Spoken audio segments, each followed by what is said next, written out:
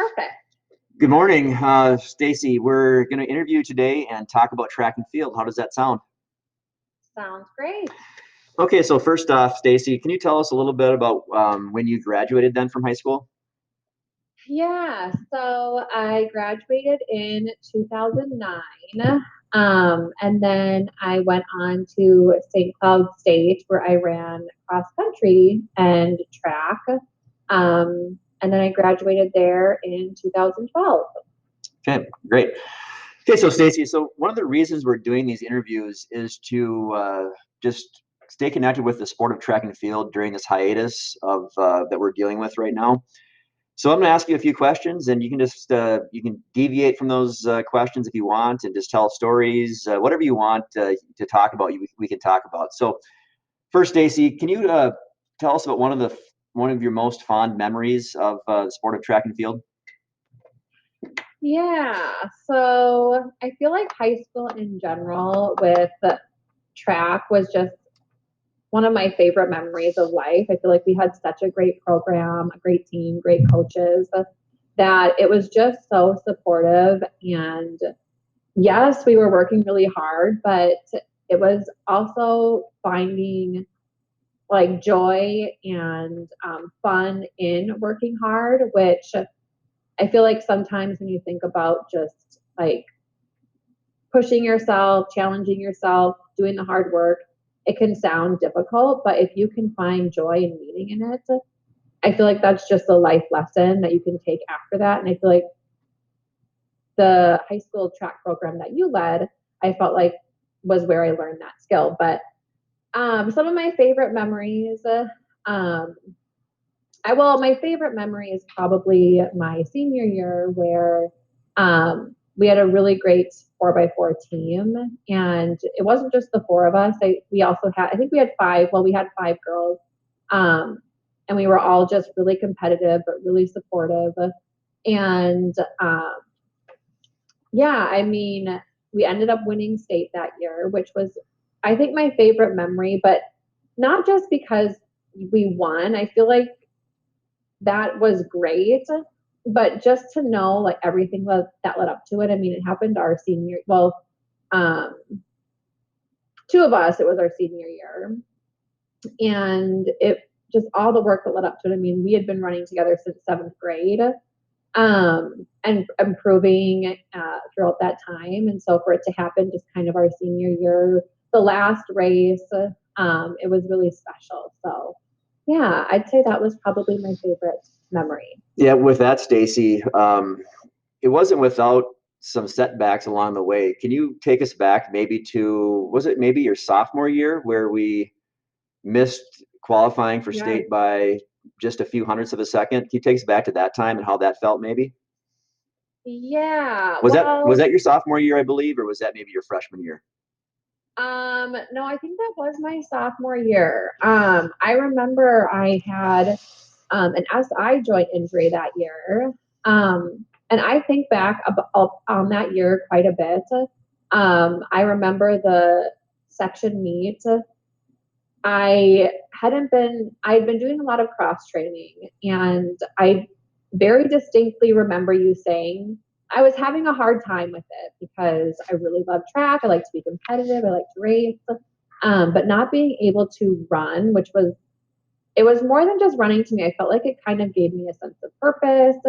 It helped relieve anxiety. It was just a really great outlet to be with the team practicing. And a lot of the work that I was doing, I was driving to Alexandria and going in the pool. So I was away from the team. I didn't have that atmosphere, but I remember you saying I had kind of a bad attitude. And I remember you saying that this is what builds character. Um, and it is so true. How you approach a situation when something doesn't go the way it should, I feel like is almost a blessing in disguise. And if you can ask yourself what you are going to learn from this, um, I feel like that lesson has carried over into my life quite a bit. And yeah, so I ended up cross training. Um, I tried to race at sections and it just didn't go as I had planned. But I remember you helping me see big picture and what am I going to learn from it and what am I going to take from it. And if I had just given up when I was in 10th grade and just said, forget this, I feel like I would have missed out on my favorite memory, which what I mentioned was my senior year. And it just goes to show you that everyone's going to have hard times. And I feel like those are the areas that give you the opportunity to have a stronger comeback. Um, and that's not just with sports. I feel like it's with everything when you graduate with your career. So yeah, it was a good lesson to learn. Yeah. I can remember a lot of other good times that just off the track that, personal relationships with you and your teammates that were very, very memorable to me. I remember before your 7th grade year, you and Rachel were in either the hallways or in the little gym, timing yourself, trying to figure out if you could make the team or make the varsity team. You remember that at all? Oh yes. Well, Rachel was the reason that I came out for track. I didn't really know what I wanted to do. I was thinking maybe softball, but I could barely hit the ball and it wasn't a good fit for me. And Rachel's older sister, Katie, was a track star. She ran at the U of M. And so Rachel really wanted to be a sprinter because Katie was a sprinter. And yes, so I don't know if Rachel was the one who encouraged me to do it. And I think it was her idea to time ourselves and basically just say, okay, we can run this hallway in this many seconds today. Let's try again tomorrow and see if we can get faster. And we were doing some weightlifting and neither one of us were a sprinter, even though we wanted to be. Um, but yes, I think, and then our goal was to make the varsity team. And we tried a little bit of everything. We tried the sprinting, the hurdles, but yeah, we finally found what worked for us, which just so happened to be distance. Yeah, I remember your group, your classmates being so tight with each other during high school and training so well, and just such a positive attitude. And so it was just a lot of fun. That group was. I remember also it might have been. I'm just thinking back what year it might have been. Maybe your junior year or your sophomore year, and that's when my wife was pregnant with my second child, Trenton, Yeah. and it was like we're gonna have a baby within the next couple of days here. So this is in April, in the middle of track season. On the bus, we're gonna have a kid. We have no name picked out, and I'm asking the team, we got to figure a name out. We got to figure the name out. And then Trent Luth came up. Hey, let's do Trent. So Yes. and it's like, okay, that doesn't sound bad. Doesn't sound bad, So I went home and told Kelly, and here we go. We got a Trenton now. So not Trent, but Trenton. So yeah, Yes. it's kind of cool. I feel like that group that we had, I've really not had such a positive group before where, I mean, yes, I've been in great teams right now, but I feel like the team that we had in high school, it was just like we had fun with working hard and we just really wanted the best for each other. And we would challenge each other and we would celebrate when someone else, had a great race, maybe someone else didn't. It's just like we truly wanted each other to be successful and we still had fun. And it was just a really positive group. Yeah, that's great. I don't know. Anything else you want to talk about then? I didn't really plan to, what we're going to talk about. So if you want to, anything else that you think of that is memorable, maybe? Yeah. I mean, I feel like when I think back on my track career, I think about the character. Like, I feel like you, like, as a coach, really challenged us to think about, okay, this isn't just a sport. Like, what will you be able to take away from this when you graduate or when you get a job? Um, and I feel like a lot of my success now, I feel like can go back to what we learned when we were in high school in track. Um, and I can't remember. Oh, one thing that I remember that still comes up is I remember we had a workout, and I think it was after sections. For some reason, I feel like we always had a really hard workout, like right after the sections meet before state.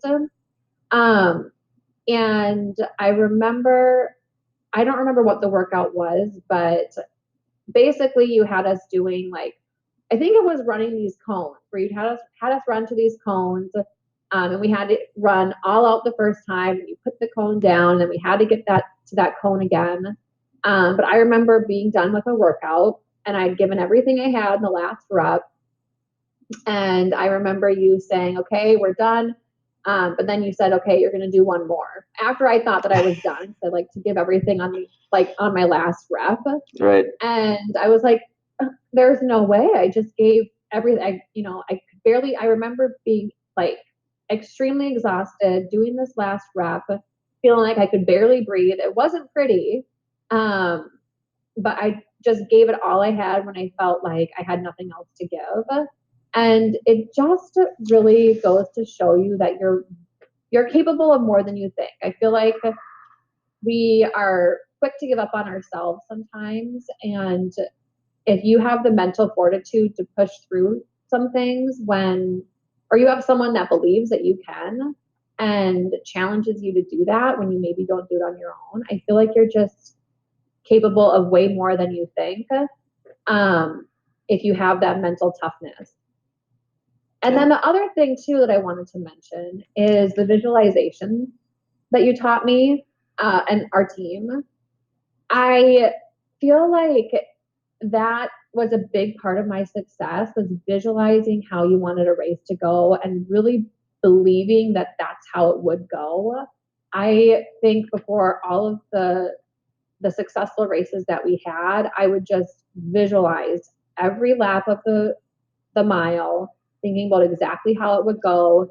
And then it's almost like you get to the start line and you just believe so much that that's how it's going to happen, that it just has to happen that way. Yeah. And it almost feels effortless because you're just doing what you had envisioned would happen. So that visualization, I think, is a big piece too. If you're going into a job interview or into a big meeting or whatever, visualize yourself being confident. I feel like that was another skill that I still use. Yeah. Just one last thing here, maybe, Stacey. I wasn't planning on talking about this specifically, but you talked about that visualization. I'm thinking back to when you were a senior, when you in one day both won the mile and the 4x4. That mile race stands out as a race that is one of my most memorable things as a coach, just how that played out and the conditions that was in. It was cold. It was probably in the low 40s. It was raining. It was windy. Not great conditions for having your best race of your career.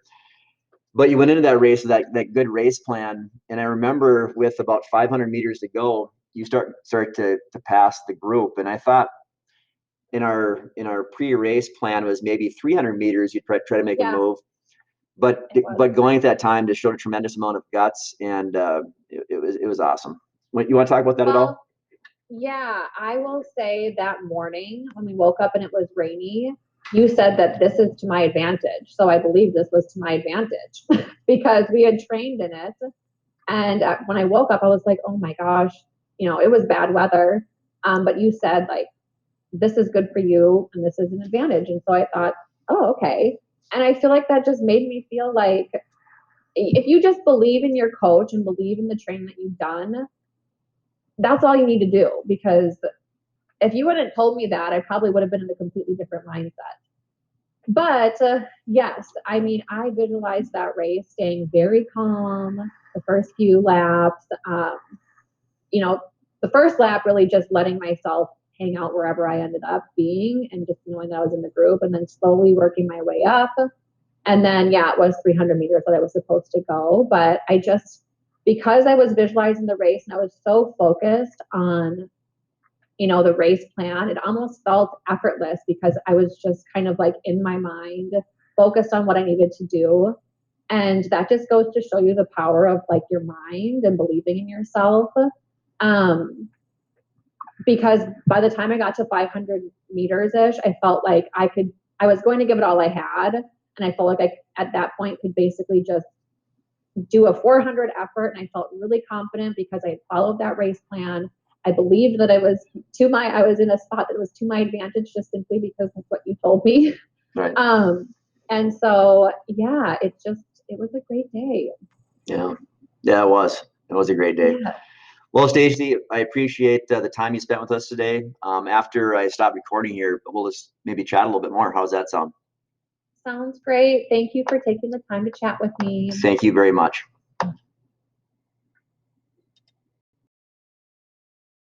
This and turn off here.